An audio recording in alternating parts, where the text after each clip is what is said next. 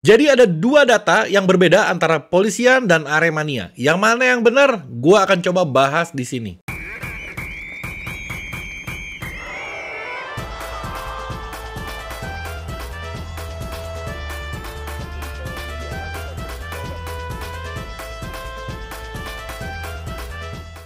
Oke Jack, balik lagi sama gue, Ilham Alkatiri di Persija Inside. Di video kali ini, gue masih mau ngebahas tentang Kanjuruhan, yang mana ini masih dalam suasana duka. Jadi gue mau update video-video gue yang lain, masih gue pending. Karena gue masih mau memberikan informasi tentang kasus Kanjuruhan ini. Ada beberapa update terbaru yang harus kalian tahu. Salah satunya yang tadi udah gue sampaikan di awal, yang mana ada perbedaan data antara pihak polisi atau pemerintah dengan anak-anak Aremania. Jadi gue akan coba ulas di sini satu persatu. Banyak banget catatan gue di video kali ini. Jadi ya gue akan coba satu persatu. Tapi sebelumnya seperti biasa, gue ingetin kalian untuk sholat dulu. Jadi pause video gue, ambil wudhu, sholat dulu. Setelah itu baru nonton video gue lagi.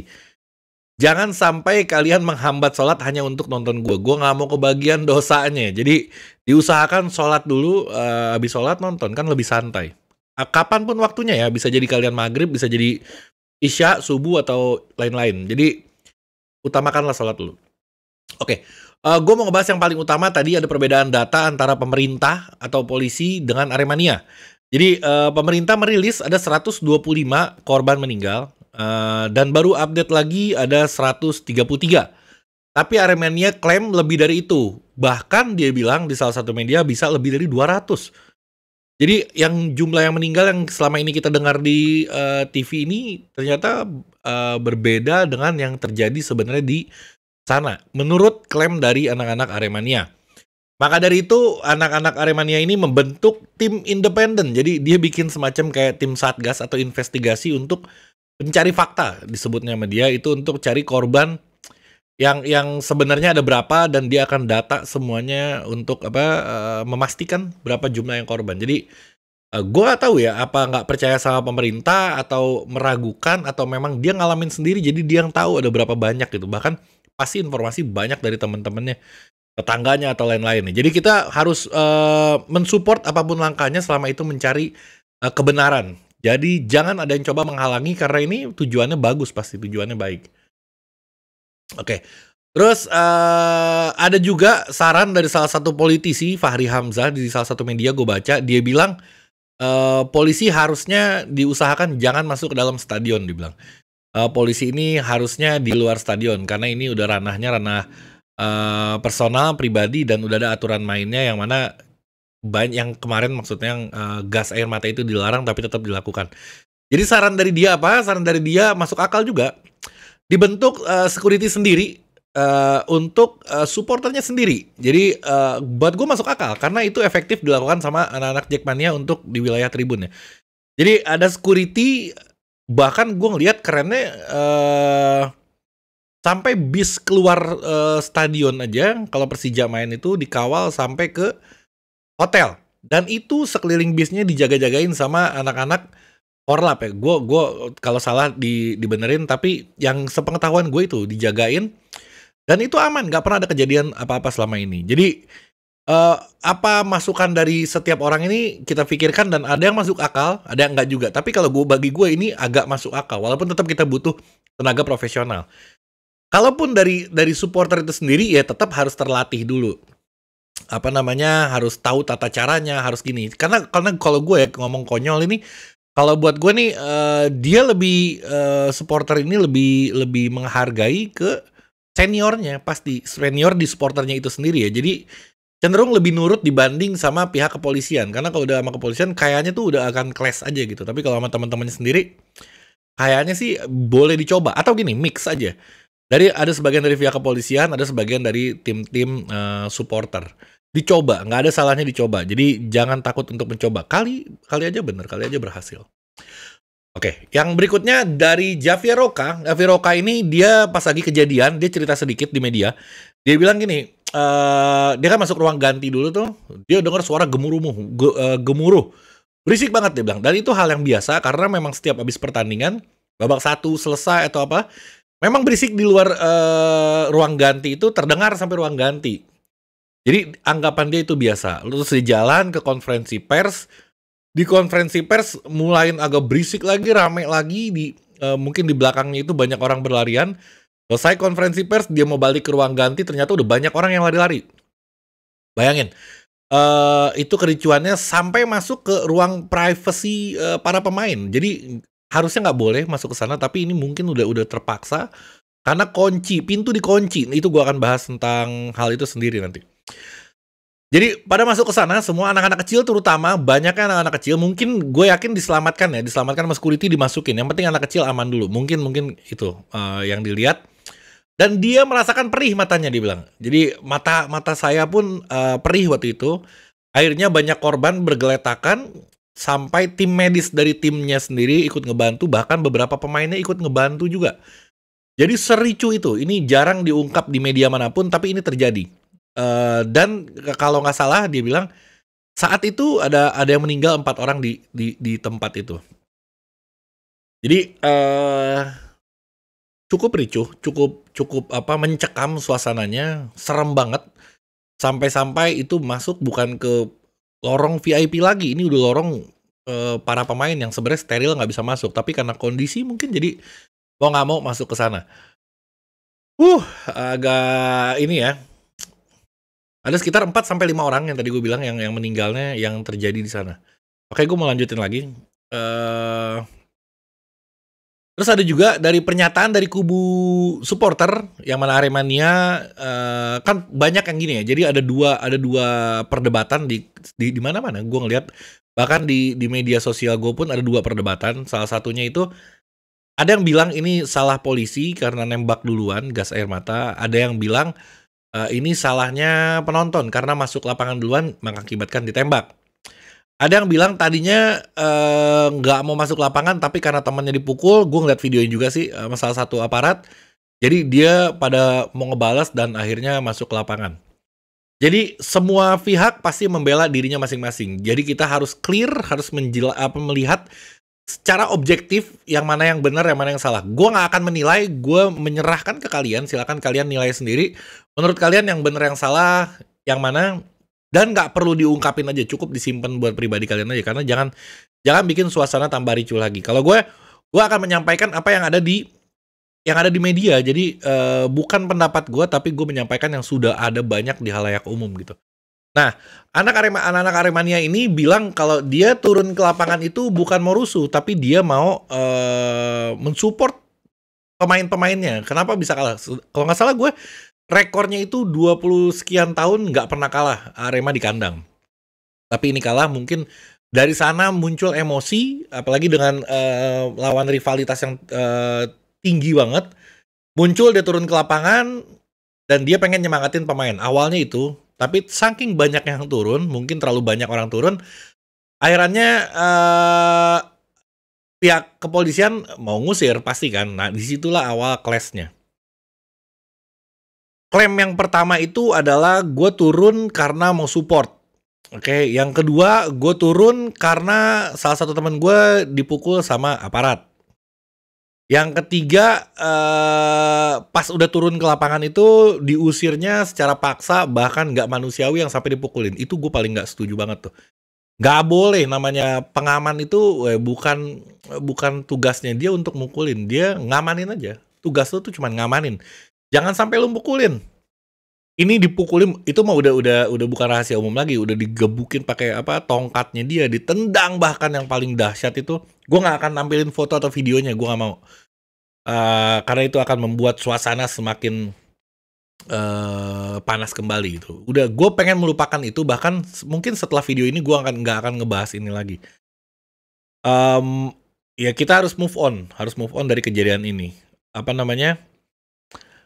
Terus apa lagi? Lanjutannya, aduh sebenarnya banyak banget sih yang gue mau sampein di kejadian yang itu, cuman udah gue sampein di video sebelumnya. Jadi gue cukup memilih-milih kalimat yang ingin gue sampaikan ya. Lu biasanya ngelihat gue nggak gue biasanya lancar banget, tapi kali ini gue agak menahan karena gue takut salah ngomong. Soalnya ini sangat sensitif gitu ini permasalahan ini. Dari kedua belah pihak, jadi ini urusannya udah besar banget bahkan sampai ke seluruh dunia ini. Gila. Oke, apapun itu, selama lu mau memberi semangat ke pemain, lu mau apapun itu, selama lu nggak ada di tribun dan lu turun ke bawah, itu udah salah. Itunya harus kita akui, itu salah. Lu turun ke bawah itu salah. Nggak ada di dunia manapun yang membenarkan kalau penonton turun ke lapangan. Nggak boleh. Itu awal mulanya terjadi kericuhan. Dan si polisi ini menembak gas air mata, ada 2 klaim juga. Yang pertama dari kubu penonton mengklaim kalau polisi nembak ke arah tribun. Bener, bisa jadi karena ada videonya. Yang kedua, polisi mengklaim gue nembak ke lapangan, nggak ke tribun. Tapi asapnya ketiup angin sampai ke tribun.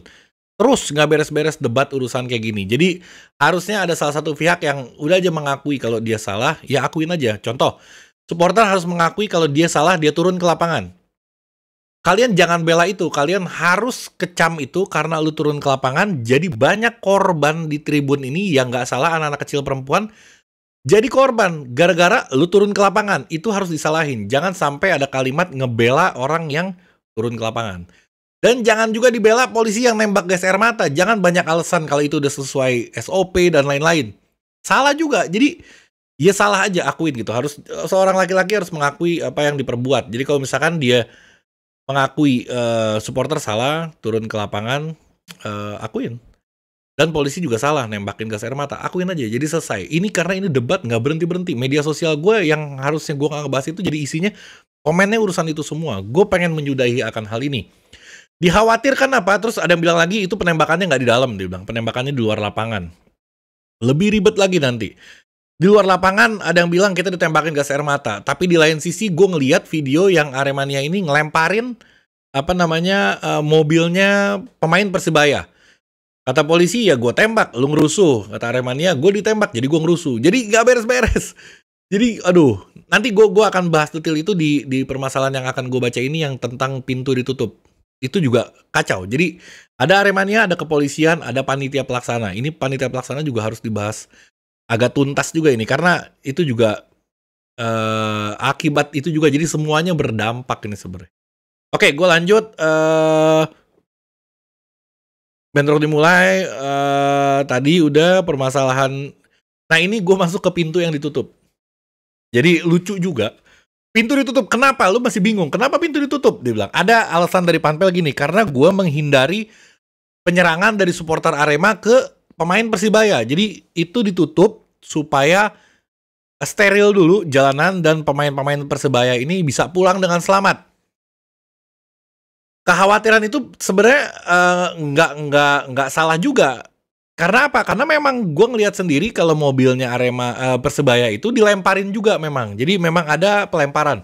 Jadi si panitianya mengkhawatirkan akan hal itu dan itu terjadi memang. Oke. Terus kan lu kunci pintu tapi tetap ada yang jaga dong di situ. Nggak mungkin tuh kunci pintu terus ditinggal. Setiap gate itu pasti ada orang-orangnya. Nah, ketika polisi ingin mengusir penonton dari tribunnya disuruh keluar dan pintunya ditutup sama panitia, ini kan kacau jadinya. Gas air mata turun, penonton nggak bisa keluar, pintu dikunci. Yang jaganya tuh di situ kan ada. Kenapa nggak dibukain aja? Karena dia udah banyak banget. Ada videonya, gue udah lihat. Lagi-lagi nggak akan gue tampilin di sini karena sensitif banget. Kalau tega amat ngelihat ada orang yang udah jatuh-jatuhan begitu, nggak lu bukain pintunya hanya untuk melindungi para pemain yang mana udah sebenarnya udah lewat. Atau kalau mau lebih safety lagi ya pemainnya taruh aja dulu di stadion, diamanin, dikasih ring supaya nggak bisa kesentuh. Buka dulu tribunnya karena ini lebih banyak pemain, paling top 30-40 orang beserta tim-timnya. Sedangkan ini ribuan, puluhan ribu orang. Jadi lebih baik menyelamatkan yang banyak dulu, walaupun yang si staff dan pemain ini sebenarnya nggak bahaya amat dan nggak akan ada orang yang masuk sampai ke ruang ganti untuk ngegebukin pemain. Nggak ada, itu nggak pernah ada. Jadi dua-duanya mengklaim kalau gue nutup pintu supaya aman, tapi di lain sisi kalau tutup pintu orang pada nggak bisa keluar. Jadi membingungkan. Lagi-lagi perdebatan terjadi di media sosial yang mana gue harus bahas dan tujuan gue menyudahi akan hal itu. Selesai udah. Jadi ditutup salah nggak? Salah. Kalau dibuka dilemparin nggak? Dilemparin juga. jadi keduanya memang salah gitu. Gue nggak terlepas dari yang gue bahas masalah korbannya ya. Masalah korban gue dibikin hampir 2-3 video gue ngomongin tentang korban. Gue bener-bener berbelasungkawa sama korban. Bukan gue nggak peduli, gue bener-bener justru itu yang paling penting, korbannya itu harus diperhatikan lebih. Tapi gue juga mengecam aksi-aksi yang turun ke lapangan dan penembakan gas air mata dan penutupan pintu dan lain-lain juga itu harus dibahas. Jadi mau nggak mau ya gue harus bahas akan hal itu. Oke, jadi pas kejadian pintu ditutup itu gas air mata, tapi di pintu 14 kalau nggak salah. Hanya yang dibuka satu pintu, pintu 14. Oke, jadi dari sekian pintu itu yang dibuka cuma satu, pintu 14 aja. Ada lagi pintu 10 berhasil dijebol. Karena udah orang udah pengen keluar tuh, jadi dijebol. Dan pintu 13 adalah pintu yang paling banyak makan korban. Itu yang ditutup, yang kalau kalian lihat di video di mana-mana tuh itu pintu 13 menurut media ya. Pintu 10 berhasil jebol, bahkan di pintu 14 itu ada yang sampai keluar itu lewat ventilasi udara. Nah, nggak mungkin, itu kan pintu 13 itu pintu yang paling banyak, ada tuh sebenarnya tuh peta stadionnya gue udah lihat, itu pintu yang paling banyak orang keluar lewat situ. Pasti ada security-nya di depan pintu. Nggak mungkin dikunci, didiamin gitu aja, itu nggak mungkin. Nah, yang gue pertanyain, kemana orang yang jaga pintunya gitu. Sekarang udah dibentuk tim investigasi dari pemerintah, yang mana Mahfud MD sebagai ketuanya, kalau nggak salah. Terus aparat yang mukul semua udah diperiksa. Supporter yang turun juga harus diperiksa, karena awalnya dari sana. Terus penembak gas air mata juga udah diperiksa. Dari kepolisian itu udah sekitar 28 personil yang diperiksa oleh Propam. Jadi semuanya diperiksa. Yang gue omongin ini yang memang sudah terjadi dan semuanya terlibat, dari mulai panitia pelaksana, yang menjual tiket melebihi kapasitas. Gue nggak tahu ya, cuman informasi kayak gitu. Jadi karena dari tribun banyak yang di bawah, itu melebihi kapasitas. Jadi tiket mungkin dijual, mungkin ya, dari kapasitas, itu panitia, dan supporter turun ke bawah duluan, itu salah supporter. Harusnya orang mengecam dia sih. Gue bingung kalau masih ada orang yang ngebela aksi orang turun ke lapangan ya. Karena lu turun ke lapangan, orang pada meninggal gara-gara lu. Gue masih bingung menyadarkan kalian tuh, ini juga salah gitu loh. Gue nggak menyalahkan yang meninggal. Yang meninggal orang nggak salah apa-apa, itu dia lagi nonton, lagi menikmati pertandingan. Harusnya dia kesel, lu ngapain turun ke bawah? Bahkan gue ngeliat luar biasanya apa, dari beberapa fans Arema itu banyak yang sambil ngerekam sambil nyuruh balik gitu. Balik, udah balik. Ngapain? Dia bilang balik. Itu keren banget, ada kesadaran dari dia. Berarti apa? Berarti dia menyalahkan temennya yang turun. Itu salah. Panitia salah, yang turun ke lapangan salah. Nembak gas air mata jelas salah banget. Nutup pintu salah. Dan ngejual tiket lebih dari kapasitas juga itu salah. Jam tandingnya malam juga salah. Banyak banget ini kalau misalkan harus gue beberin. Ini seingat gue aja. Jadi ya kayak gitu. Terakhir kesimpulan yang tadi, gue harap ini selesai sudah, biar pemerintah dan tim investigasinya menyelesaikan kasus ini. Kita doakan supaya keluarganya diberikan kesabaran, supaya dia bisa menerima apa hasil takdir dari Allah ini. Semoga Allah mengganti dengan kebahagiaan yang lain. Ketika dicabut satu, akan diberikan kebahagiaan yang lain, insya Allah. Jadi terus kita doakan, dan kita tetap harus semangat. Jangan sampai kita mau sampai kapan kita lemes. Kayak kemarin pas pertandingan timnas aja, minim support dari, ya wajar sih, gue memaklumi. Tapi ya mau sampai kapan. Jadi gue berharap, ayo move on, comeback, balik lagi. Kita harus perbaiki sepak bola Indonesia bersama-sama pastinya. Oke, gue cukupkan video gue kali ini. Assalamualaikum warahmatullahi wabarakatuh.